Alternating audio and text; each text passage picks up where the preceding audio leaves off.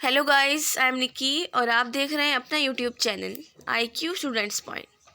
Guys, जैसा कि आपको पता है कि हमारे YouTube channel IQ students point पर पॉलिटिकल ऑनर्स मेन कोर के साथ जो उनका स्किल एनहेंसमेंट कोर्स है योर लॉ योर राइट, उसकी क्लासेस स्टार्ट हैं। सो आज हमारी क्लास 8 है और उसमें हम यूनिट 4 एम्पावरमेंट पढ़ेंगे। उससे पहले मैं आपको बता दूं कि एम्पावरमेंट जो 4th यूनिट है वो 2 टॉपिक्स में डिवाइड है, RTI में और RTC में, राइट टू इन्फॉर्मेशन और राइट टू कंज्यूमर एक्ट। तो आज हम राइट टू इन्फॉर्मेशन पढ़ेंगे कि राइट टू इन्फॉर्मेशन एक्ट असल में है क्या। उसके बाद हम राइट टू कंज्यूमर एक्ट पढ़ेंगे नेक्स्ट क्लास में। Okay, so let's start. सबसे पहले इंट्रोडक्शन। देखो, जब किसी सरकारी सेवा दर हो, अक्सर इस दर की मुख्य वजह देर हो, अक्सर मतलब ये जो देर होती है ना, उसकी मुख्य वजह कर्मचारियों द्वारा किए गए भ्रष्टाचार होती है। उदाहरण के तौर पर आपको अपने पासपोर्ट को रिन्यू करवाना है और परेशानी हो रही है, तो आप इस कानून का प्रयोग करके अपना काम करवा सकते हैं, सूचना का अधिकार पे, राइट टू इन्फॉर्मेशन एक्ट पे।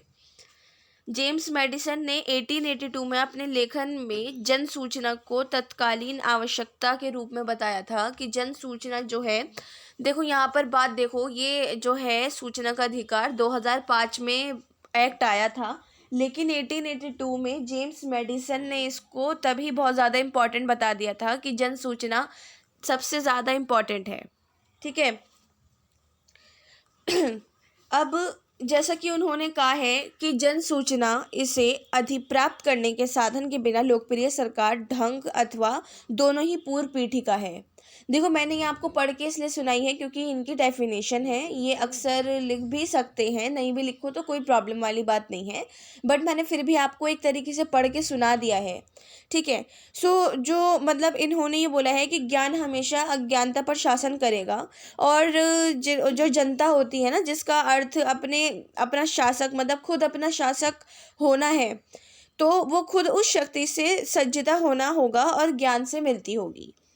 मेडिसन की टिप्पणी में जो लोकतंत्र का सार है वो बहुत ज़्यादा अंतर्निहित है और जनता द्वारा शासन है। ठीक है। यदि सभी जो जनता है उसमें सच्चाई काफ़ी भिन्न भिन्न है, अलग अलग तौर पे होती है, किसी में सच्चाई ज़्यादा होती है, किसी में कम होती है, किसी में कुछ है, किसी में कुछ है, तो वास्तव में शासन सत्ताधारी राजनीतिक समूह जो है उनके साथ मिलकर कार्य कर रही है और नौकरशाही के हवाले कर दिया गया है, ब्यूरोक्रेसी के हवाले। ब्यूरोक्रेसी में आप लोगों को पढ़ा चुकी हूँ पब्लिक एडमिनिस्ट्रेशन में कि नौकरशाही असल में है क्या। ठीक है ना, लाल फीताशाही याद करो आप लोगों को मैंने बहुत अच्छे से नौकरशाही की पूरी मैक्स वेबर की थ्योरी पढ़ा रखी है, उस पे आप लोगों ने नोट्स भी बनाए थे, तो उसके बारे में ही इसमें ज़्यादातर बात होगी सूचना के अधिकार में। ठीक है। इन्होंने यहाँ पर यही बात बोली है कि जब कोई सरकारी काम में किसी कर्मचारी से ही देरी हो रही होती है, उसके लिए हम इस अधिकार का प्रयोग कर सकते हैं। एग्जाम्पल के लिए पासपोर्ट को रिन्यू कराना है और उन्होंने टालते जा रहे हैं कि नहीं जी हम नहीं कर रहे, या अब आपका नहीं है, अब किसी और का, अब किसी और का, तो हम इस अधिकार का इस्तेमाल कर सकते हैं। ठीक है। तो अब हम देखते हैं कि जैसे हमने अब इंट्रोडक्शन जान लिया कि मेनली सूचना का अधिकार होता क्या है, ये जो राइट टू इन्फॉर्मेशन एक्ट है। अब हम देखते हैं सूचना के अधिकार संबंधित आवश्यकता नियम है क्या क्या, राइट टू इन्फॉर्मेशन रूल्स क्या है।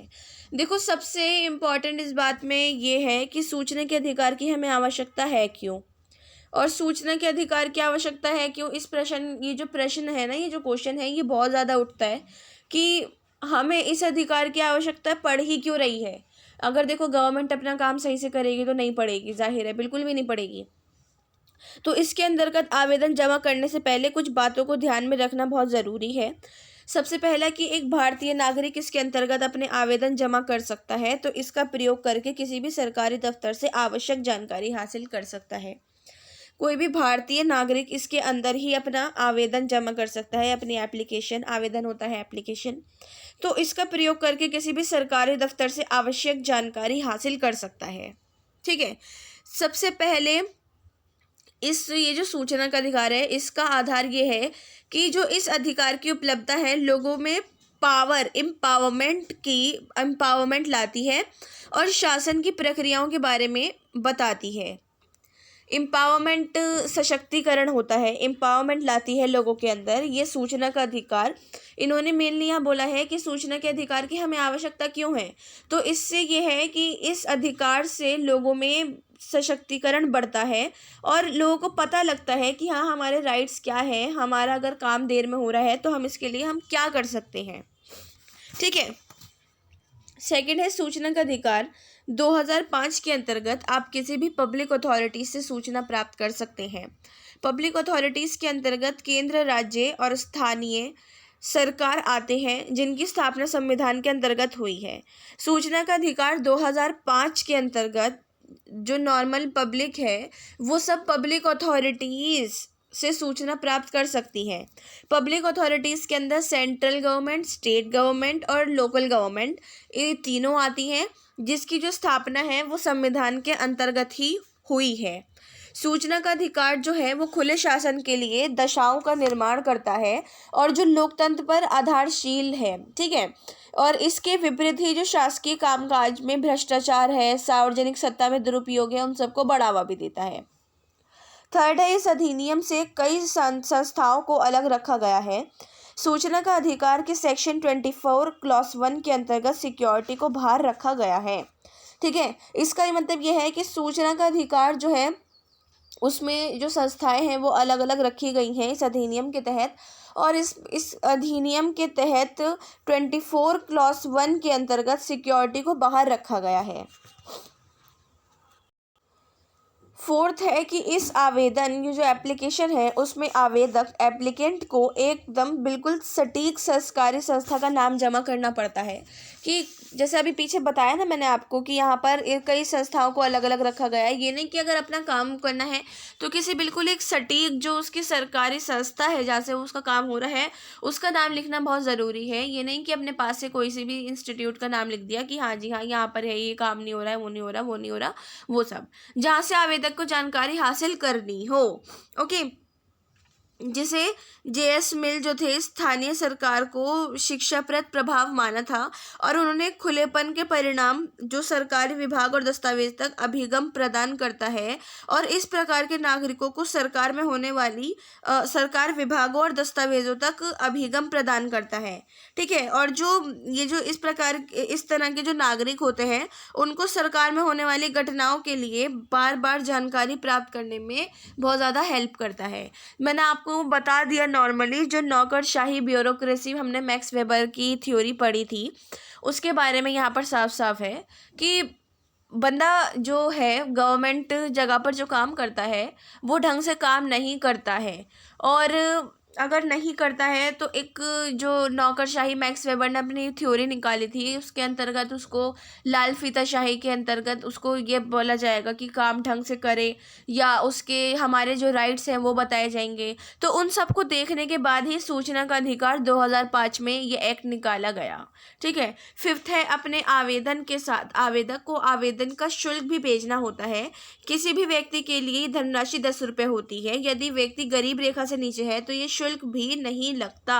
देखो, अपने आवेदन जो है एप्लीकेशन के साथ जो एप्लीकेंट है उसको आवेदक का शुल्क भी भेजना पड़ता है। जो कोई भी व्यक्ति है उसको ही धनराशि 10 रुपये देनी होती है। अलग अलग जो राज्य हैं जस्ट लाइक महाराष्ट्र है वहाँ पर 8 रुपये से 100 रुपये धनराशि भी है। ठीक है, तो अलग अलग जगहों पर अलग अलग धनराशियाँ हैं। लेकिन अगर व्यक्ति गरीबी रेखा से नीचे जा रहा है, बहुत ज़्यादा बिल्कुल ही नीचे गया, अब देखो गरीबी रेखा कितनी होती है, उससे भी नीचे वो गया बिल्कुल, तो उसको ये शुल्क नहीं देना पड़ता। वैसे नॉर्मली 10 रुपये ही होता है, बट महाराष्ट्र है और भी बहुत सारी जगह हैं वहाँ पर थोड़ा कम भी है और बहुत ज़्यादा भी है, तो इसका कुछ वो नहीं है कि कितना हो सकता है। अब हम देखते हैं कि सूचना के अधिकार के अंतर्गत आवेदन कैसे करें, कि हम अप्लाई जो करना है, how to apply for right to information act, ये बहुत ज़्यादा ज़रूरी है जानना कि आप इसके अंतर्गत देखो नॉर्मल सी बात है, आवेदन के लिए अपने हाथों से आवेदन लिखेंगे, एप्लीकेशन लिखेंगे और उसके बाद आप ऑनलाइन सैंपल भी प्राप्त कर सकते हो। और आप अपने आवेदन लिखने के लिए अगर कोई परेशानी हो तो आप सूचना के अधिकार की मदद भी ले सकते हो। ठीक है। सूचना की स्वतंत्रता एक मौलिक मानव अधिकार और उन सभी स्वतंत्रताओं की कसौटी है जिसके प्रति संयुक्त राष्ट्र समर्पित है। इस संबंध में एक ऐतिहासिक घोषणा जो है वो 10 सितंबर 1948 को संयुक्त राष्ट्र महासभा द्वारा पारित मानवाधिकार जो थे उनमें सार्वभौमिक घोषणा का प्रावधान किया जा सकता है। ठीक है। सभी जो विचार हैं और उनकी अभिव्यक्ति है उनकी स्वतंत्रता का अधिकार है हम सबको, नॉर्मल इंसान को। इस अधिकार के बिना हस्तक्षेप में विचार रखने और किसी भी माध्यम जो है उसकी सीमाओं को ध्यान रखने के बिना सूचना और विचार मांगने, प्राप्त करने, प्रदान करने, इन सब का जो अधिकार है शामिल है। ये हमारा अनुच्छेद 19 में भी बताया गया है। ठीक है। अब हम देखते हैं कि सूचना के अधिकार के कार्यान्वयन क्या है। Implementation of right to information, implementation कैसे होगा। ठीक है। किसी भी देश में प्रारंभ में सूचना के अधिकार ये जो अधिनियम है जैसे अमूल विधायी कदम को पारित करने में वास्तविक कठिनाइयां हो सकती हैं। किसी भी देश में ये जो सूचना का अधिकार है इसको वास्तविक तरीके से एक पारित करने में बहुत ज़्यादा प्रॉब्लम्स हो सकती हैं। भले ही प्रारंभिक रुकावट पार कर ली जाए लेकिन कानून भी बन जाए फिर भी कानून की वास्तविक इम्प्लीमेंटेशन में बहुत सारी बाधाएं आती हैं। कानून विविध परंतुकों के साथ ऐसी भाषा में व्यक्त हो सकता है जिसमें ये सुनिश्चित किया गया है कि जनता को रियलिटी में वास्तव में बहुत कम बातें बताई जाएं। विशेष रूप से समाज में निर्धन और सामाजिक रूप से हाशिए पर रहने वाले वर्ग जो शासकीय प्रणाली से बचते हैं और अधिक से अधिक बिचौलियों के माध्यम से प्रणाली के संपर्क करते हैं, किसी भी प्रशासकीय न्यूनता से अनिभज्ञ रहते हैं, इसलिए उपयोग नहीं कर पाते हैं। ठीक है। ये है एक मेनली मतलब एक तरीके से इन्होंने यहाँ पर एक बात बोल दी है कि एक विशेष रूप से जो समाज में निर्धन, कम पैसे वाले और सामाजिक रूप से पिछड़े हुए हैं उन पर रहने वाले वर्ग जो शासकीय प्रणाली से बचते हैं और ज़्यादा से ज़्यादा बिचौलियों के माध्यम से प्रणाली से संपर्क करते हैं तो किसी भी प्रशासकीय न्यूनता से अनभिज्ञ रहते हैं।